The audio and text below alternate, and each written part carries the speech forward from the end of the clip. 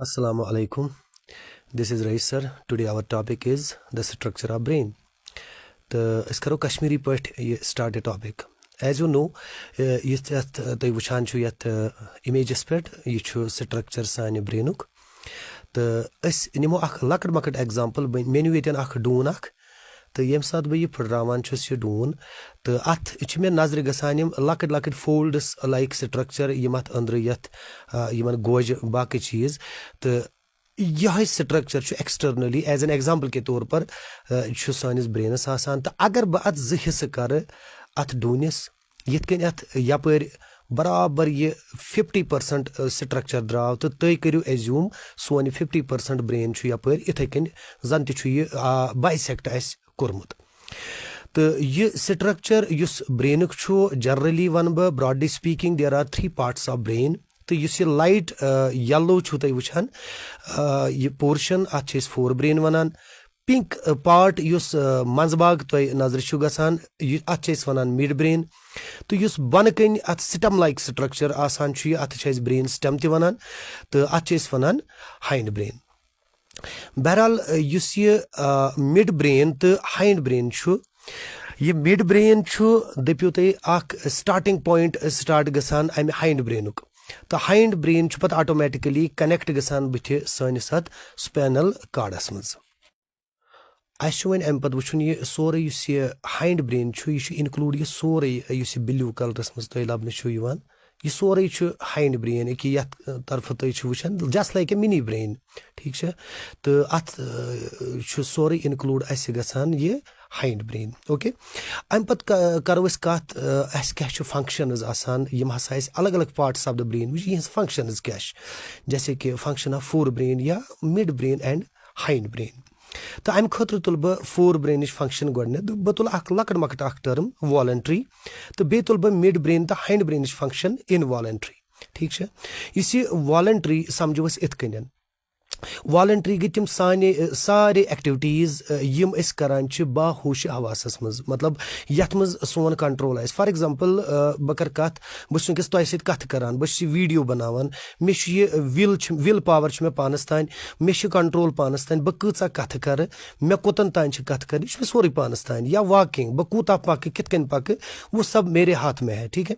तो इसी तरह दूसरी बात है इनवॉलंट्री ठीक है तो इनवॉलंट्री तम फंक्शनज आसान तम एक्टिविटीज सानी बॉडी हिंज यम सानिस कंट्रोलस मज आसान कह for example the heart beat यम हार्ट मसल्स आसान तम ऑटोमेटिकली बीट करान तो अगर बह यथ तम कंट्रोल करने so beating of our heart muscles तो सह हेक मुमकिन कहें ठीक है तो आई होप तुम थोड़ा बहुत समझ आमुत यह वॉलंट्री तो इनवॉलंट्री बे वन बह खास कर तुम वुचान यह फोर ब्रेन एरिया यमिस यूता बोड़ यह तुहज इंटेलिजेंस तीजा ज्यादा स्ट्रांग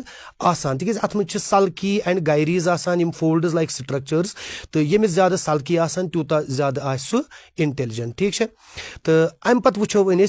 अलग अलग एग्जाम्पल या अलग अलग तरीकस मज वो कि ये न्यू मे बदल स्क्रीन थोड़ा बहुत कर बह रस कन जूम यह फोर ब्रेन तो बह कर कथ अत मुतलिक अत फोर ब्रेनस मुतलिक जी first of all it is the largest part of our brain अगर तो ऑब्जेक्टिव विद आप ये वहाँ पे लिख सकते हो ठीक है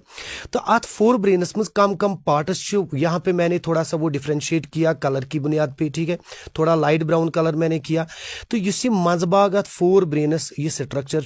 यह सी टाइप गोडनथी वन बह अमि वराई लाइट येलो कलर यह सोरे एरिया यह फोर ब्रेनुक इसका नाम है सेरिब्रम ठीक है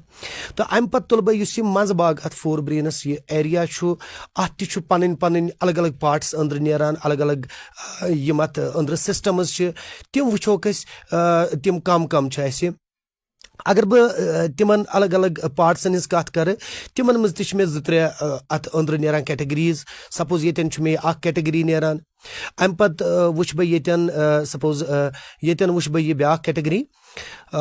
यह कि येतन वुच बह ब्याख कैटेगरी तो येतन ब्याख चीज नेरान तो ये बन कन लकुट मकुट ब्याख स्ट्रक्चर आसान तो ये वुच बह ब्रोह कुन तो यम करोख अलग अलग डिफ्रेंशिएट तो अलग अलग नाव यमन तो ये हेचो अत वीडियोस मज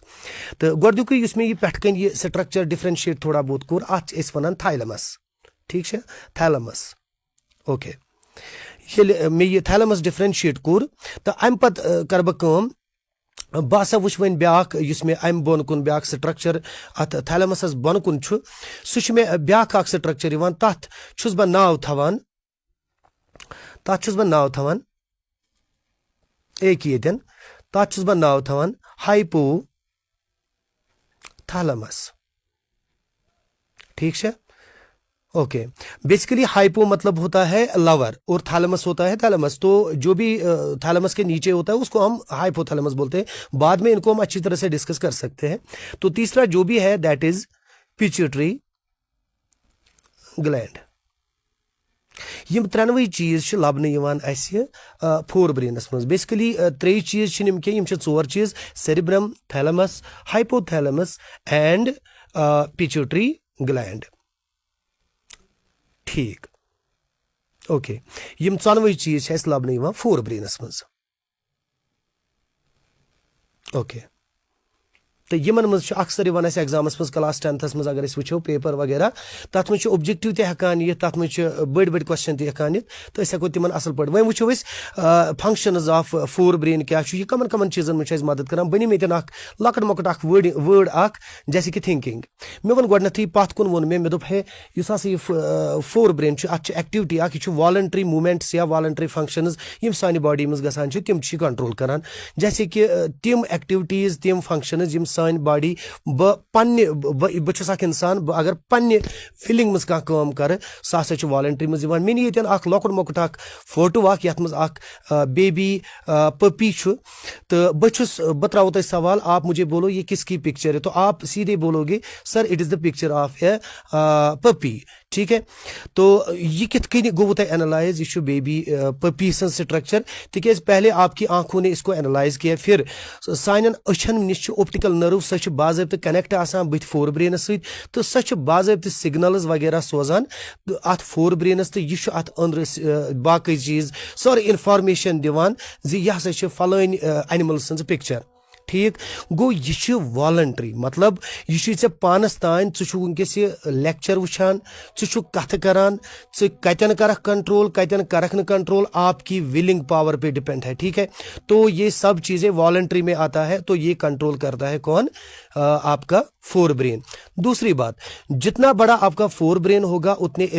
इंटेलिजेंट आप हो सकते हो। ठीक है, अतन आव समझ अख चीज मेमोरी ती अत मज अत फोर ब्रेनस मज। ठीक है, और दूसरा जो इसमें आता है इमोशंस भी इसमें आते हैं। ठीक है, इमोशंस कंट्रोल गसान। तो त्रेम चीज sense organs, all the sense organs are controlled by the fore brain. ठीक है, चाहे तथ में सान अन, चाहे तथ में स्किन, चाहे तथ में सान स्मेलिंग पावर वगैरह जो भी सेंस ऑर्गन्स में आता है, सेंसिंग इफेक्ट में आता है, तो वो सब चीजें कंट्रोल होते हैं by the help of our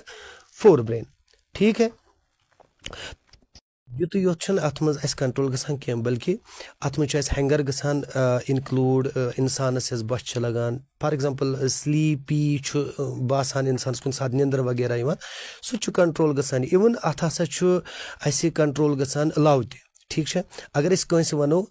I love you from the cracks of my heart, तो ये सही नहीं है, बल्कि हम उसको बोल सकते हैं कि I love you from the cracks of my four brain. ठीक है, अम पे तुलो अम पे मिड ब्रेन तुलन, वैसे मिड ब्रेन थो फिलहाल इतनी। तो करो कत हाइंड ब्रेन। ठीक है, तो इस हाइंड ब्रेन यम सात बह उकुन नजर त्रावान अत मे ये थोड़ा बहुत ज हिस्से लबन अख गो यह हिस्से बे गो बनिम हिस्से। ठीक है, तो यह हेरिम हिस्से यह निमन बह योतन, तो अत अलग अख नाव, इथे कन बनिम हिस्से तथ अलग अख नाव। ठीक है, तो जो ये ऊपर का हिस्सा है अत बह वनान पोनस।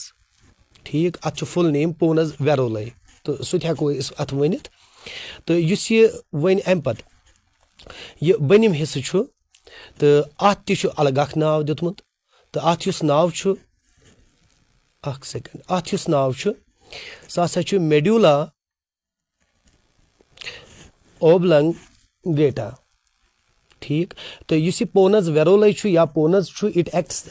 Like a bridge between midbrain and medulla oblongata. ठीक है, तो बे तुल बह ब्याक अलग अख आव, अत कोर मे थोड़ा कलर ते चेंज अत मिनी ब्रेन ते वनान, तो अत अलग अख नाव वनान सेरेबेलम। ठीक है,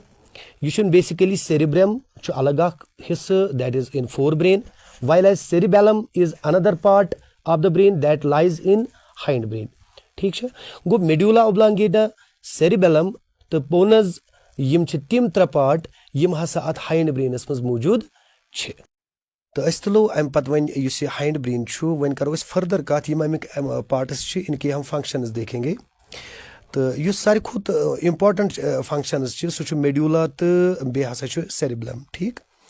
अम पत तुलो अस यह मेडुला ओब्लंगेटा अमिच फंक्शन अगर बह वुच तो जनरली वो मे गोडनथै युस हाइंड ब्रेन या मिड ब्रेन छु यम छ इनवॉलंटरी एक्शंस वगैरह अत मज टेक पार्ट करान तो अत मज निम बह अख टर्म यतन लाइफ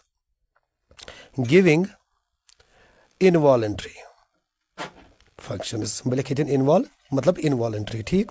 अमुक मतलब गो तिम सारे एक्टिविटीज तिम सारे इनवॉलंटरी एक्टिविटीज यम सानिस जिंदगी हंस जुड़ित अथ मज सी सान हार्ट बीट मतलब the beating of our heart muscles ठीक या रेस्पिरेटरी सिस्टम मतलब यस रेस्पिरेशन गसान वगैरह वगैरह दयम चीज निम बह यतन रिफ्लेक्सेस ठीक तो यमन रिफ्लेक्सन मज सपोज स्नीजिंग ठीक अचानक चास ठीक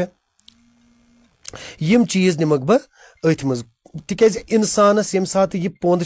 तमिस टोटल पई मे कम साथ पोंद तो वो एक अलग टॉपिक है that is included in reflexes ठीक है तो वो भी कंट्रोल करता है कौन मेडुला ओब्लंगेटा या अचानक आई कैसे वोमिटिंग तो वो भी कंट्रोल करता है कौन मेडुला ओब्लंगेटा ठीक है